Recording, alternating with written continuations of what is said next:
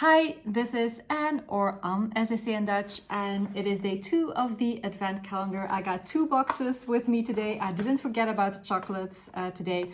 So this is house number 2 from the chocolate Advent calendar, and this is house number 2 from the tools, tips, and insights calendar. And so I'm gonna start with this one, and I'm gonna have the chocolate as a little treat afterwards.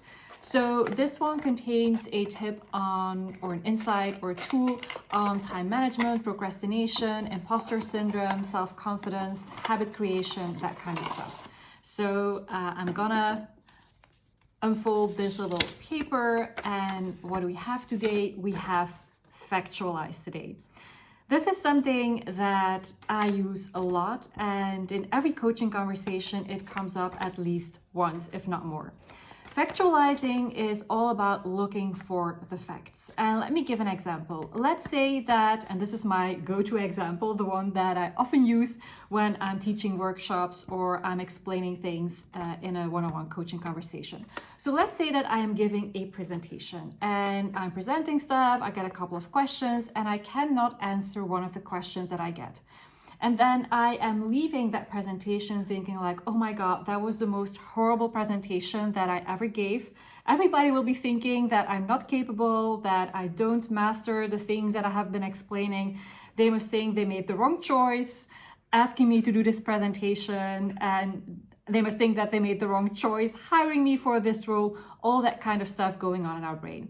And these are often interpretations or go-to stories and go-to narratives that we use over and over again. And the more that we use the narrative, the more easy it will be for our brain to pull up that narrative, and also the more truthful it's gonna feel to us. It's not gonna feel as if I'm coming up with this wild interpretation. To me, if I've been thinking that thought a lot, that I'm not good at presenting, that everybody will be thinking that I'm not capable, if I have been thinking that kind of narrative, that kind of thought, that kind of story a lot, then it will feel like the truth to me. And so a way to navigate that and a way to counterbalance that is to look for the facts and really have a look at actually what happened. Well, I gave that presentation, I explained this thing and I explained that thing, and I got that question and I answered it very smoothly. I got the other question, I answered it very smoothly, and then I got the third question and I could not answer that question. And so that is factualizing. We are going to look at all the things that happened. It would be as if a neutral observer would be watching. The facts are what they would be sharing and what they would be pointing out, what they would be observing. So they would be saying like, hey, first you explained this, and then you explained that, and then you got this question and you answered smoothly, and then you got that question and you answered smoothly, and then you got the third question and you didn't give an answer, or you stumbled over your words as you were giving an answer. And so that would be factualizing it. The reason why it's important is because on the one hand, it pulls us out of conspiracy theory land, where we have our own conspiracy theories about ourselves that we are not good enough, which leads to all these kinds of interpretations like, I'm not a good presenter, I'm not capable, not everybody will be thinking that I'm not capable, all that kind of stuff that I shared in the beginning of this video. So factualizing helps to pull us out of that conspiracy theory land, helps us to pull us out of all those go-to narratives and really look at things from a more neutral perspective. So it brings us out of that drama land with lots of drama-filled interpretations that typically are undermining towards ourselves. It pulls us out of that space and pulls us into an area, into a space that is more neutral. So that is one important reason to factualize. The other important reason is when we are in conspiracy theory land, having all these narratives and interpretations, it's very hard to find something that we can work on. The only thing that these drama interpretations do is undermining our sense of self-value, our sense of self-trust. It undermines the confidence that we have in ourselves, in what we are capable of, in what is possible for us. So it creates all this undermining of self-confidence. And so there's nothing that we find in these narratives that we can work on or do something with to improve something, to figure something out, to take a step forward. It's all drama, and it's also intangible. It doesn't give us any pointers for things that we can work on specifically. If I'm in factualized land, if I'm in facts land, then I got lots of things that I can work with, because I noticed that I explained this and I explained that, and I answered that question and I answered that question, which is more self-supportive, it's more self-valuing, it's more self-appreciating, it's more honest as well to see it like that, all the good things that we're doing too. And then the thing that wasn't as expected, the question that I couldn't answer, when I focus on that one question that I couldn't answer, I can think like, hey, what can I do about this one question that I couldn't answer? Where can I find the answer, and how can I follow up with all the colleagues that were in the meeting so that I can pass on the answer to them, or I can have an expert send a follow-up email to them. And also, if I look for the answer right now, then for all the upcoming work and presentations that I'll be doing, I will be having the answer. It's like I expanded my expertise and my experience. So it gives me lots of things to work with. It is more self-appreciating because it also puts all the good stuff on the table, and all the things that went different than expected, I can tangibly do something with it, which is completely different from being in that space of this was horrible and I'm such a bad presenter and they will think that I'm not capable. This kind of thing is drama filled, it's loud, but it's not giving us helpful pointers to then do something with, to take the next step, to iterate our way forward. So that is why factualizing is so important. You can apply it to things going different than expected, like for example with the presentation, but you can also apply it when you get feedback, for example. What often happens there is that we do not hear what is being said, we are hearing our own interpretation. If somebody tells me like, oh, that presentation was a bit chaotic, I'm thinking again that it was the most chaotic, horrible presentation, that I'm such a bad presenter. I'm not even really exploring the feedback or the tips that the other person could be giving me. And if I would pull myself out of conspiracy and drama land and into factualized land or facts land, then I would be like, oh, interesting. So can you give an example of what you mean? I really want to understand the feedback that you're giving me. Like, can you give me an example of what you mean? And then with that very specific information, I can then see like, hey, is this something that I want to take on board? Or is this something that doesn't feel like a right fit for me? Thank you for sharing it with me. And I'm gonna put it aside. I'm not gonna take it on board. So also here, when we factualize, it's helpful to take action on it, be it taking the feedback on board or saying like, hey, I'll listen to it, I know exactly what you mean, and it's not a right fit for me, I'm gonna put it aside. So it gives us something to work with. If I'm in drama land thinking, oh, I'm such a bad presenter, etc., then I am not gonna be able to do something with that. I'm just gonna be stuck in these spin cycles of all that self-undermining thinking and those self-undermining narratives. So this is why factualizing is so important, because it helps us to get a more fair, honest perspective, not just seeing the things that went different than expected, but also seeing the things that were as expected or even better as expected, the things that we are proud of, the things that we really want to appreciate ourselves for. All these things we can be noticing too when we factualize, because we put all the elements on the table. And also we take away that drama layer that doesn't really give us anything to work with. When we factualize, we have taken away that drama layer, and then we see all the facts and all the little bits and pieces that we can then do something with to iterate our way forward.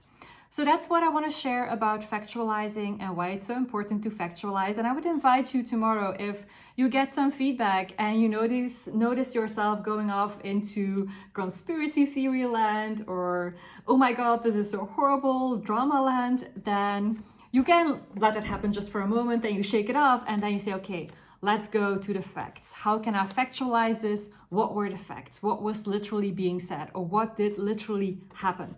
And then take it from there. You can do it with feedback that you're getting. You can do it with things that go different than expected.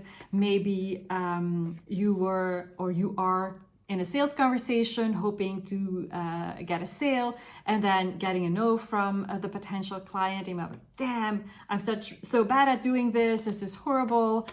People are going to be thinking that I'm so bad at this, and they're right because I'm so bad at this, because otherwise I would have gotten the sale. So instead of going into that space, you can say like, okay, been here, done that, shake it off, and then move into factualize land or facts land. So, okay, what happened here? And let's now dissect this conversation and see what I can learn from it. Like what questions did really land well, or what questions didn't land that well, and what different question could I ask next time?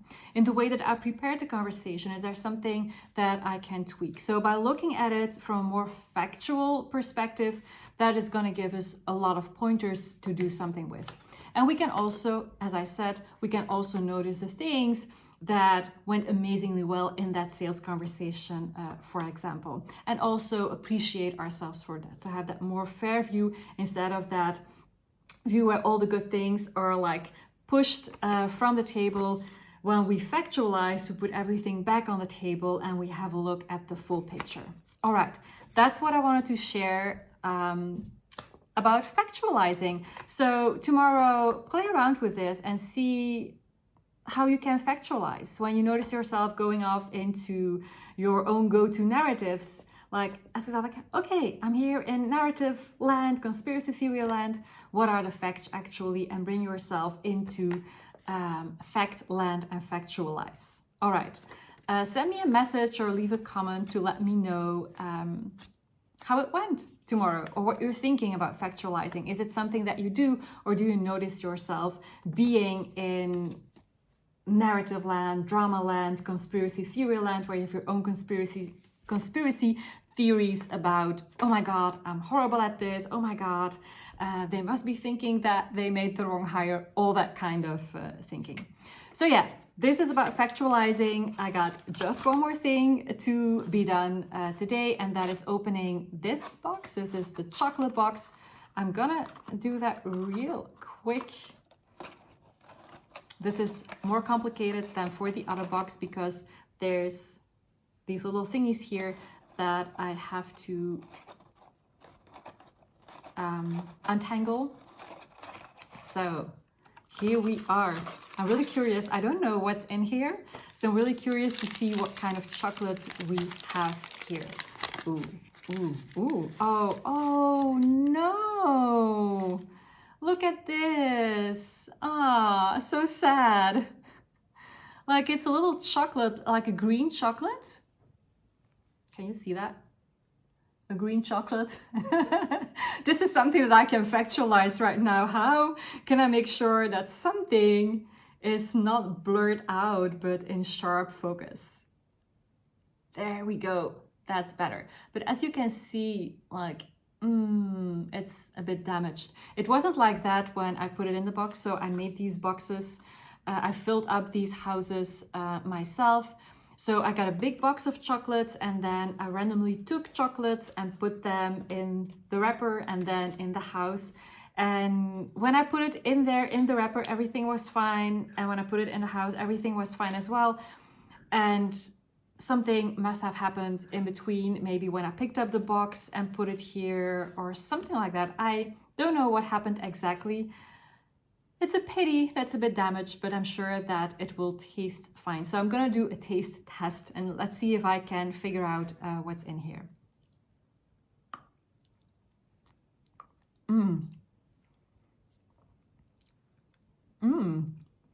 What's in here? It tastes familiar, but I don't know what it is.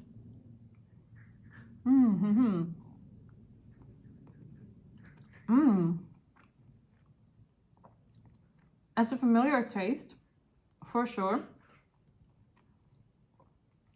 I'm gonna have to look it up and drop the name of the chocolate.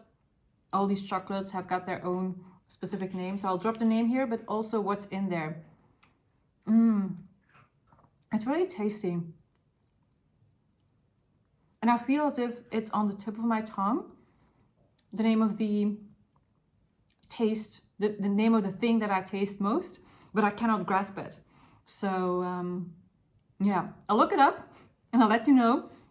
Again, really tasty, really tasty. Again, just like yesterday's. So, and I wasn't expecting anything less because these are chocolates from the chocolate line and they are amazing. They're always so special, such pure tastes, such interesting taste combinations. And it's always a delight to taste these chocolates, which is why I use them to create these little treats for myself for the next 20-ish days. So this was day 2. Tomorrow I'll see you again for day 3. We'll have a tip and a tool and we'll have a chocolate. And yeah, we'll see each other tomorrow.